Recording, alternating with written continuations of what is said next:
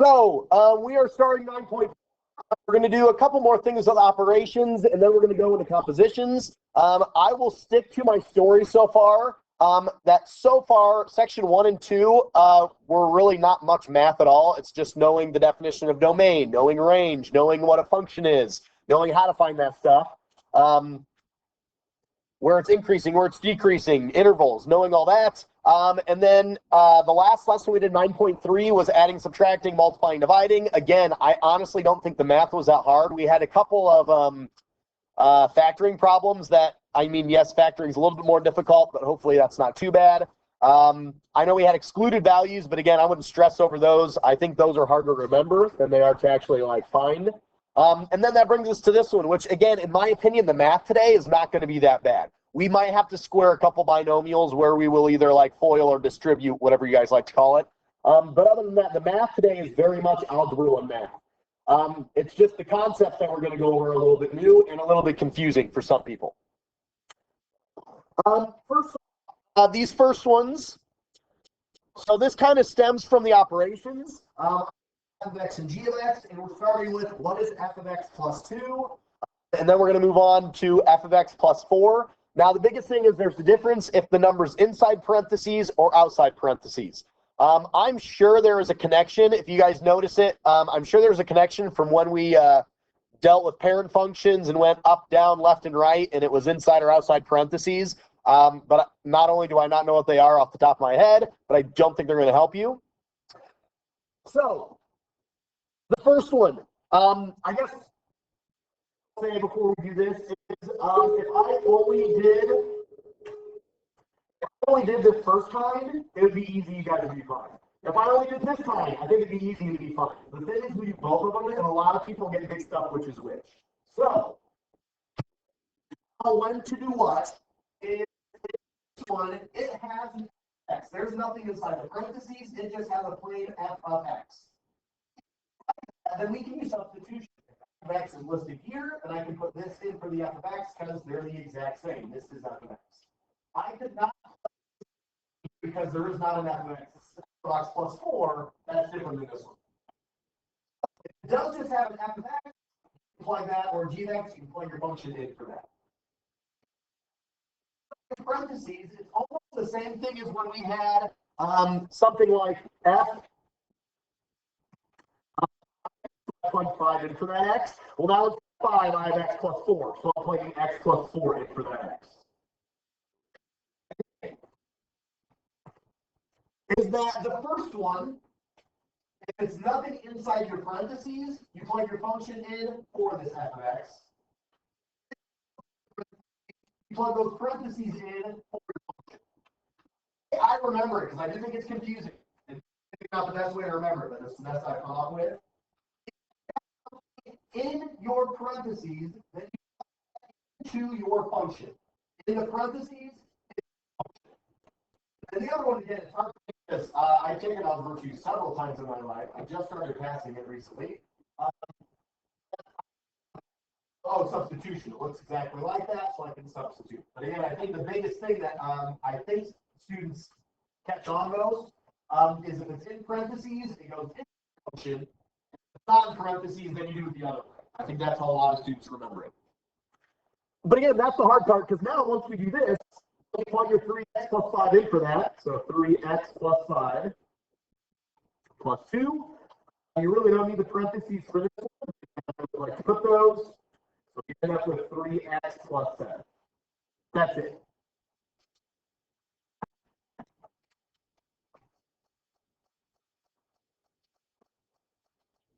The next one, same type of thing. We have 2 multiplied by that. So we'll have 2 multiplied. Again, g of x, there's nothing in your parentheses. So then we take that g of x and put it in for that one. So that's 2x minus 8.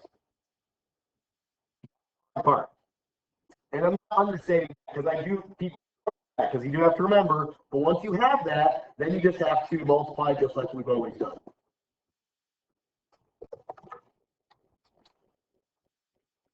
Brings us to the next couple.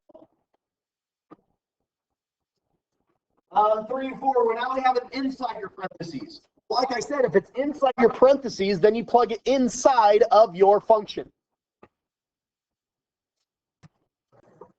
So we have x plus 4 inside parentheses. We plug it inside my equation. So we have 3x plus 4 plus 5. And again, it's just going to come down to a memory. It's tricky. It's very obvious. There's something inside your parentheses versus your f of x is alone. But you have to make sure you remember that. And then, like I said, now it's the same thing you've always done. 3x plus 12. Don't forget the plus 5. That's a very common mistake. 3x plus 12 plus 5 is 3x plus 17.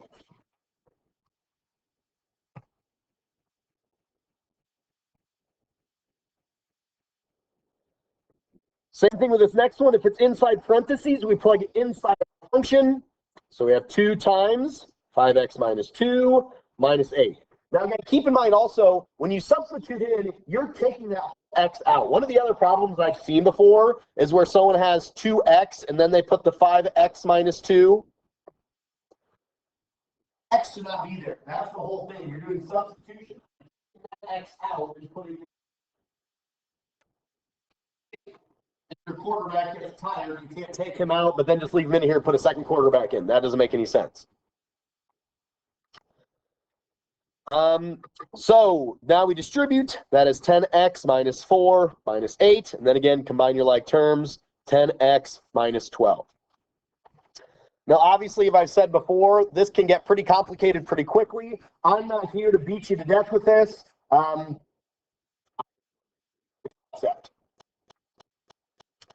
Go ahead and do 5, 6, 7, and 8 on your own. I'll put these answers up here probably after lunch. We only have about a minute left. That's right, isn't it? Yeah. So when you get back from lunch, you can finish those up. And then we'll continue on to compositions, which is a real good time.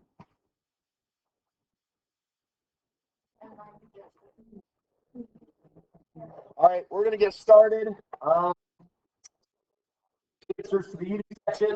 Now, I try to do this specifically where the green ones are the ones where you plug the function in to the g of x or the f of x. And then the blue ones are the ones where you plug the that 2x into the function, or you plug the 2x plus 1 in for the function. Any questions?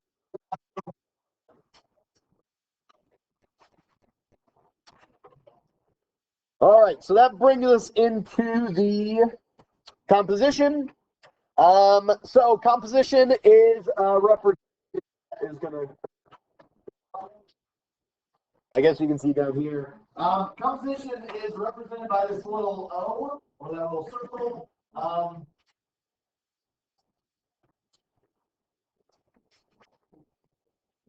We'll see if this works. So it's represented by this little circle, or you can use these f of g of x, or f of g of x. And really, I think it makes a little more sense if you look at this method, but really they are plugging in the function f of x. So they're taking g and f. Always remember, you go backwards. So instead of left to right like normal, whatever you have on the right, you plug that in for the one on the left. So we plug t in for h for this one. But again, once you know that notation, once you have it set up and plugged in, the math isn't too bad. So again, for number 9,